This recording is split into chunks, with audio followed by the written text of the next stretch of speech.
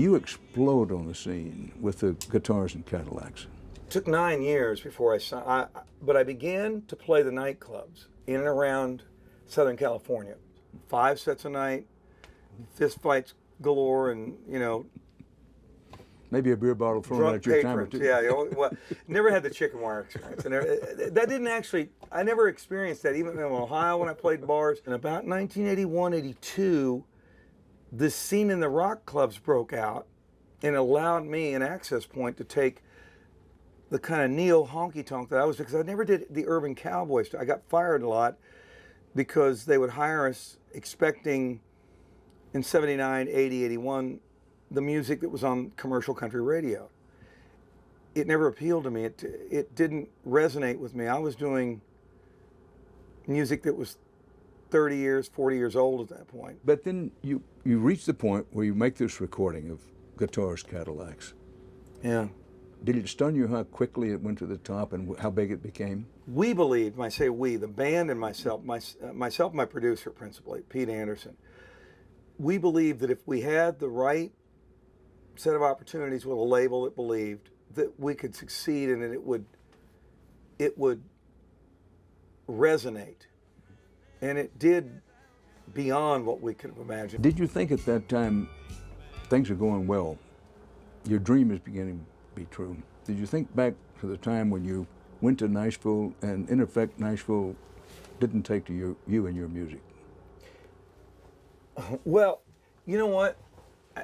I due in part to what I've said about having gone there. It was even 1976 in Nashville. It was a whole different world environment than what it is today, or even in the early 90s. But it was what I didn't realize was that Nashville has never really been about live performance. It was about song publishing, songwriting. That's the access point. And I was a kid when you said it. I guess, who am I as a performer?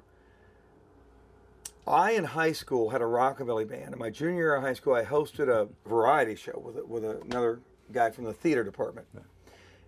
But it led to my also bringing in guys from the music. I was in band, a marching band, and I was a drummer. And part of the instrumental music department had put together, at that time, Sha Na Na was big. The revival of 50s music was happening. Right. So inadvertently, I ended up fronting that band. And it became the band that I used the last 2 years of my high school experience. It was Dwight and the Greasers, because they greased their hair back. And I was yours back? No, I didn't. I left my. Well, I had hair there, and I left it dry and down. I was the exception. They were the greasers. I was just me. But I had that moment at 16 years old, and that's what I keep trying to inform what I'm doing on record with, the emotion of that, the kind of reckless abandon, the kind of just the purity of emotion, the kind of the excitement that is. It's like, I don't know if you ever did theater, but it's like walking on stage from the wings when you're listening to that crowd breathe. Right. The moving in the seats is the scariest thing you'll ever hear in your life. When the curtain's still drawn, you're trying to remember the lines. You're thinking, man, I hope I don't want to forget. So that was there at 16, that happened, and we were a huge hit in this high school variety show, and it led to my having that band for the next year and a half, playing, dances. And trying to make it in Nashville with that as a performer. Well, going with that concept, yes, as a live performance being the catalyst. Right. I didn't realize then that just wasn't the nature of Nashville. I did audition at the Grand Ole Opry, the amusement park, the Opryland, and I was picked as an alternate. I say proudly that years later, it's like, they might hire me now if it was still there. I want to go back to what you said, because I think it's key.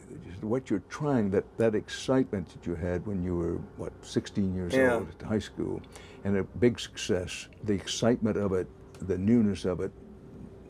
Now you're still trying to do that. You have this new album out, Secondhand Heart. When one listens to the music from Secondhand Heart, fair to say that's what you're trying to capture on that record? I think so, and it's not by conscious design. It's by a willingness. It began with the first album that I self-produced, which was a few years ago now, it came out in '04, and it was titled Blame the Vein. And then it was several years between that album and Three Pairs, the most recent album to Secondhand Heart. And I self-produced Three Pairs with the exception of 2 tracks, which Beck co-produced. And Beck said to me when the day we were cutting the first song he and I did together, it's called A Heart Like Mine. I had played electric guitar on it, and I'm an acoustic guitar player. I never really mastered or worked on the art of playing electric guitar. It's a much more delicate kind of approach to playing the instrument. And I played this and sang this scratch track, I thought, and Beck came in and said, he was excited. He said, you want to do that? You want to put another one down, another guitar? I said, well, we're not going to keep that. We'll have somebody else do it. We'll have my guitar player. He said, no, you better keep that. This is Beck, and quickly describe, because some people don't know who Beck is. Well, Beck Hansen is one of the most interesting artists in pop music today. Deservedly, he got the 2 Grammys he got this year for the work that he did. Beck began his career on independent album radio back in the early 90s and has journeyed through a variety of musical styles and incarnations of himself. Right. He truly, purely is an artist about music, and he loves all other forms of art, or And of he's musical the one expression. who came in and said, listen, you want to lay this down again? This is pretty good. And told me I should play the electric guitar on it.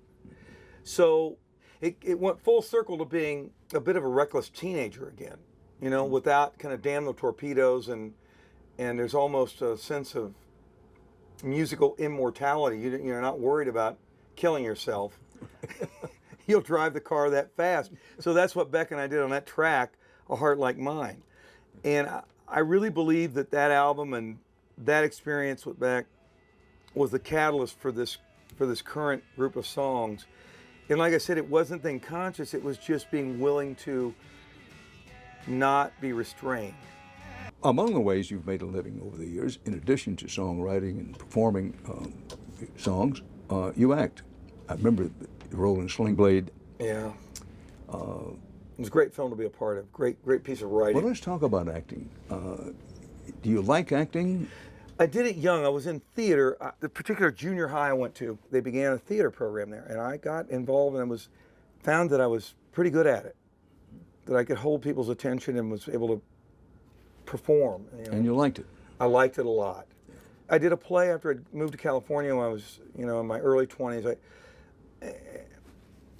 And realized even if I did the lead in a play there and received some accolade for it, it didn't mean that I would have any control over my own destiny. Actors are at the mercy of opportunity, and actors, have to cling to their sanity, for that reason, I think, because they're really about the odds and the gods, And I realized that with that guitar and my voice, I thought I controlled my own destiny to a greater extent. So I thought maybe I'll have the opportunity later, and it did present itself in small ways.